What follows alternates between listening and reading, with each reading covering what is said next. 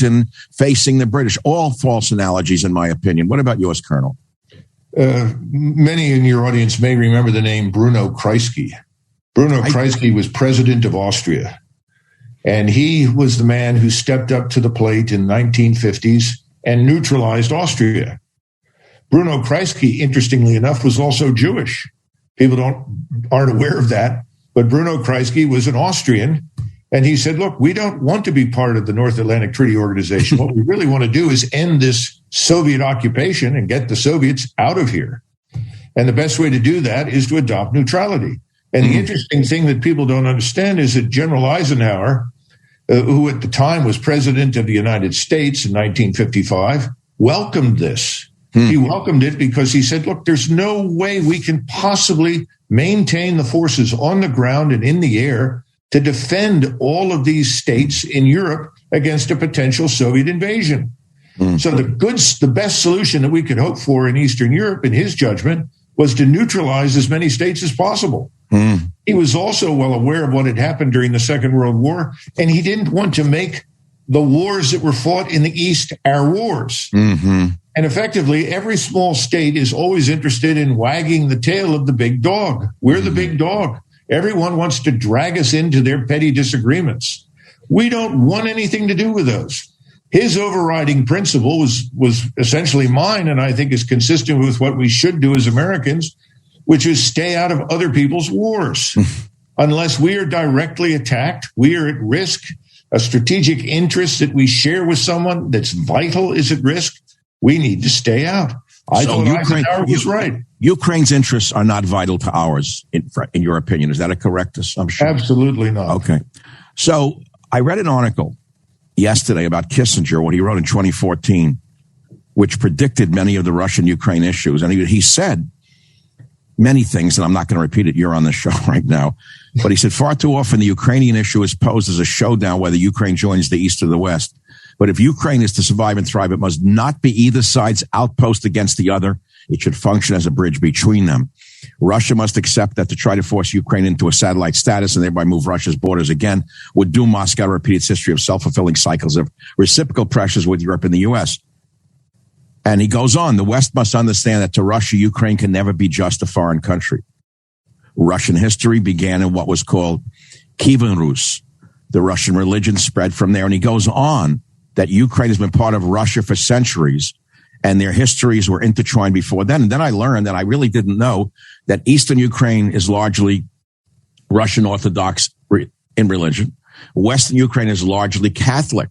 There's almost a religious war going on. And I was laying in bed last night, Colonel, and I was saying, is there any comparison here to Ireland, Northern Ireland, and the Brits? I don't think so. I think it's a little different from that. First of all, the Kievan Rus issue is real, but we have to remember that the Mongols devastated Kiev, annihilated the entire population, and reduced it to rubble. The Mongols? Which is why in the 13th century, which is why the center of gravity shifted north to Smolensk and Moscow. So then in 1380, the Duchy of Lithuania and the Kingdom of Poland unite as something called the Polish-Lithuanian Empire, and they had the most profound impact on what today we call Western Ukraine in terms of language, culture, literature, and even DNA. So in Western Ukraine, the people are very different. Now, there are lots of Orthodox Christians in Western Ukraine as well. You would think that, religion should play a role and Christians should try to avoid killing each other, but that hasn't worked very well, as we both know, over the centuries. No. So, you're onto something, but I think instead it goes back to this idea that there was always an opportunity early on with this false construct. Putin is right about that. Crimea was never Ukrainian. It was Russian from 1776 until really the 50s. And even then it stayed Russian just because they redrew the boundaries and included it into Ukraine. By the way, why did Khrushchev give Crimea to Ukraine in the 50s? What was that about? Well, I think they drank a great deal that night. God. And Khrushchev was trying to give his buddies in the Ukrainian Communist Party a gift for their loyalty to him and his climb to the top, but those people were also Russians. I mean, it wasn't hardly Ukraine per se. I see. One other thing, Colonel, I'm reading from the Kissinger piece, and I wonder what you think about it. He wrote this, and this is in 2014. He said, even such famed dissidents as Solzhenitsyn and Brodsky insisted that Ukraine was an integral part of Russian history, and indeed of Russia. The European Union must recognize that its bureaucratic dilatoriness, if I'm pronouncing that right, and subordination of the strategic element to domestic politics in negotiating Ukraine's relationship to Europe contributed to turning a negotiation into a crisis. He said foreign policy is the art of establishing priorities. We have no statesmen anymore, do we? No, and you don't have trained diplomats. I think one of the key figures in all of this, sadly, is Blinken. Yeah, who is he? The guy looks like an idiot. He looks like a university professor, completely out of his league with world leaders, and he's terrified. He looks scared like a rabbit. Well, he may be, and if he is, it's probably justified. I think he depends almost entirely for his information about Ukraine on Victoria Nuland. Okay, now we come to the crux of the matter, because that name had to come up.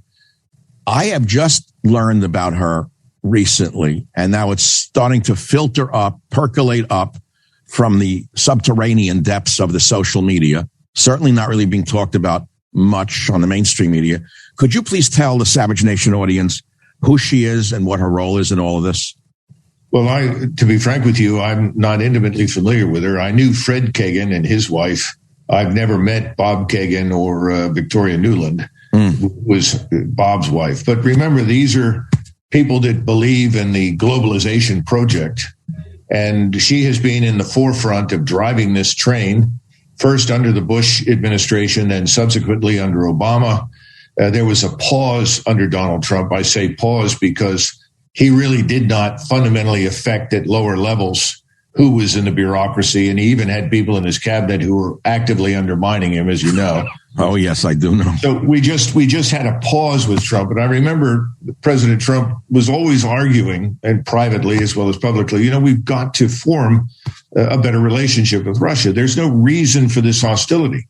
And he was correct. But he was surrounded by people above him, or rather below him and around him, who were trying to cultivate it. Victoria Nuland was in that driver's seat for the reasons that we discussed at the beginning.